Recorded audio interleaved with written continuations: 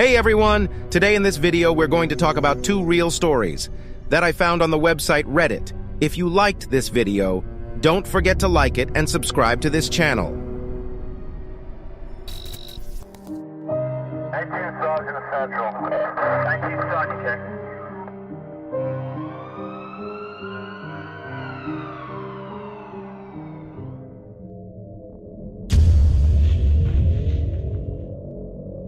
This following story was written by Alan. I normally go walking in the woods with a friend, and today nobody was available. So I went by myself about 7 p.m. I parked the car and went into the entrance. There was one other car there, and a jogger passed me on my way in. I decided to go off the main track.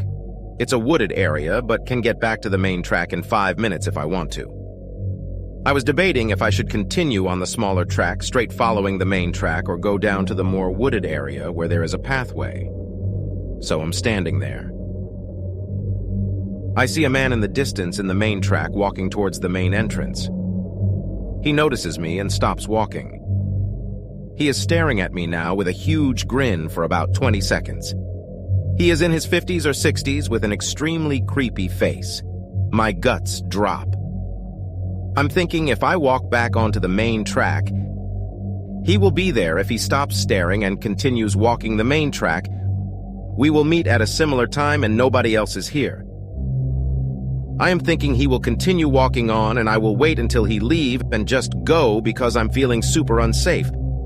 I'm regretting coming here by myself. He ends up walking down the hill at a diagonal while I see he's staring straight at me. Now I'm freaking out, but think maybe he's going down the other pathway. There is nobody walking the main track in the distance. I walk up to the main track. I notice he's doing a C shape, going down to where I was standing, and now he's coming up to the main track again and is behind me. He's not running, but his eyes are fixated on me, and he's smirking since he spotted me. I'm freaked out. I get to the main track, which is covered by trees on each side.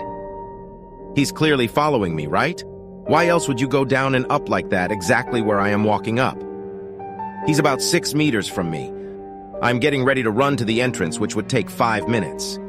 He's walking further to the right up the hill so he will meet me on the main track. He could grab me. He could have a weapon. I am too scared to take my phone out. The fact he has been following me without a word, only hearing the leaves breaking under his boots behind me in the woods while stalking me, is terrifying. A couple come in and I am extremely relieved they are walking so fast. So I'm worried once they pass me he could run after me. My car doors don't lock properly and the engine sometimes stalls. So I'm freaking out that it might happen now. He ends up stopping at the main tracks after seeing the couple. I walk so fast. He is now walking super slow, still staring and staying in the wood, been doing a predatory stare for 10 minutes fixated on me. When I got in my car, I drove slowly to be able to identify him properly. He doesn't come out until I'm way down the road. I'm now wondering, should I have stayed parked and got a picture of him, or recorded him on video and said you were following me, or told the couple I am being followed? I drove away super shaken up and had gone forever. I can't even describe. All I remember is his really creepy, smirking face and gray hair and thinking I am lucky if I get out of here. I can't imagine what could have happened if I met him further into the trail.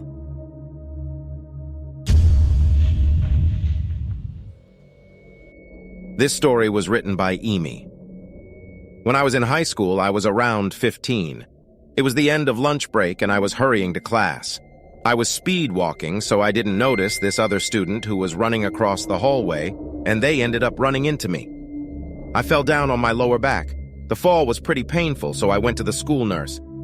I stayed there for a bit and started to feel better after an hour or so. The nurse called my dad. He decided to take me to the hospital. I told him I thought he was overreacting and that I'd be fine, but he insisted and came to pick me up from school. The hospital he drove me to was a children's hospital, so I was annoyed about being treated like a child. I wanted to get it over with as soon as possible. After waiting for a bit, my dad and I entered the doctor's office. There were 2 nurses, the doctor, me, and my dad in the room.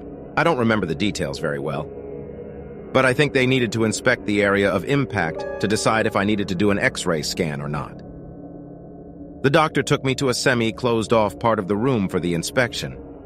It wasn't a separate room, but it had a wall so my dad and the nurses couldn't see us. It was my only direct interaction with this doctor. He already felt like something was off when we stepped aside. He told me to lay facing down, so I did that. The first weird thing he did was push my clothes and underwear aside so he could do the inspection. I didn't overthink it too much when it happened. It was kind of weird that he didn't let me do it, but then he just started the inspection, and it went normally for about 30 seconds. Then he told me really quietly something like, "This would be so much more fun if we were doing this to each other." I was so choked that I didn't know what to say. I just gave a short answer that would end the situation as soon as possible. And then the inspection ended. The doctor didn't do anything else. I went back to living my life. I'm pretty sure I heard him correctly, but I really hope I misheard him, or that he misspoke or something. I don't remember his name, and I couldn't find any documents from my visit to the hospital that day, so I probably will never know. I really hope I did mishear him, or that he no longer works there and faced the consequences of his actions if he is an actual child predator. Unfortunately, this video is finished for today. If you liked this video, don't forget to like it and subscribe to this channel.